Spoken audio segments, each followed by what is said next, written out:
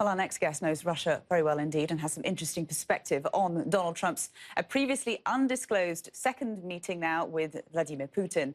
Sir Andrew Wood is a former British ambassador to Russia. He's now an associate fellow of the Russia and Eurasia programme at Chatham House. Joins me now in the studio. Ambassador, welcome. Thank you for joining us. Is it normal to have these informal bilateral meetings on the sideline of a G20 summit, for example? It would be, I suppose, reasonably normal to get up and say hello. To sit down and have an interview is something rather different, particularly as nobody knows quite what went on.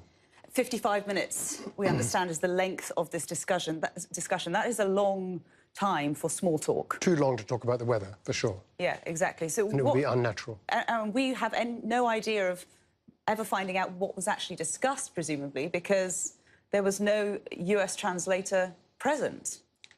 No, but presumably the president can remember what was said.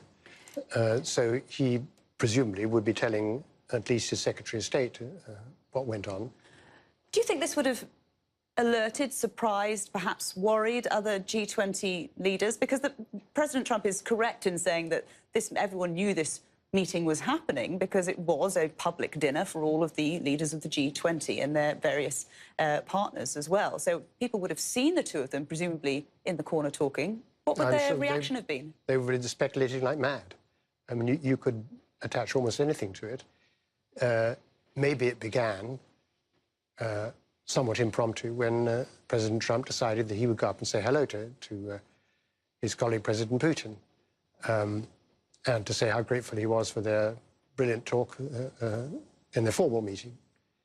But to go on for 55 minutes would be impossible to believe they did not discuss, for example, the situation with Ukraine or the situation with Syria or indeed the difficulties that Mr. Trump is finding himself in the United States. And if they did indeed talk about significant policy issues, one would hope, one would expect that Rex Tillerson, the US Secretary of State, would have been aware of and perhaps would have briefed President Trump on those discussions?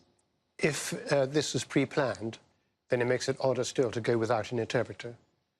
It's not because the interpreter is bound to keep a record, but because obviously he would know what had actually happened, and he could refresh the president's memory if it needed refreshing, and correct any misleading statements that might come out of the Kremlin. From your experience of working in Russia and working with the Kremlin, what do you make of President Trump and President Putin's relationship, the way that they seem to interact with each other, at least in what we saw from the formal meeting? That's a tricky question, but I will answer it. President Putin is careful in what he says. He's not habitually or necessarily truthful, but he does think about the effect of what he says, in ignorance, however, of what reaction he's going to provoke in other people.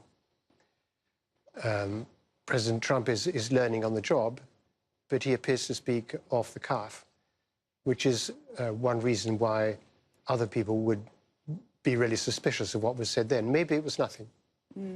Maybe it was just a genuine follow-up. But as I said, for 55 minutes, you can't just talk about nothing. And why do you think it took the White House so long to disclose or to acknowledge that this meeting actually happened? Could it be that White House officials simply didn't know? It could. It could.